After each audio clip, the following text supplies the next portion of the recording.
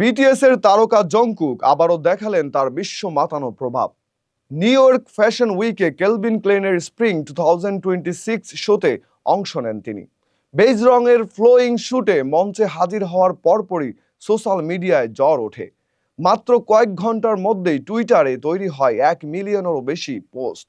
সেই দিনটি জংকুককে করেছে বিশ্বের সবচেয়ে আলোচিত সঙ্গীত শিল্পী। ভক্তরা হ্যাশট্যাগে ভরিয়ে দেন, কেউ বলছেন দ্য মেইন ইভেন্ট, আবার কেউ প্রিন্স চার্মিং। তার উপস্থিতি, পোশাক ও স্টাইল নিয়ে আলোচনার ঢেউ বইছে।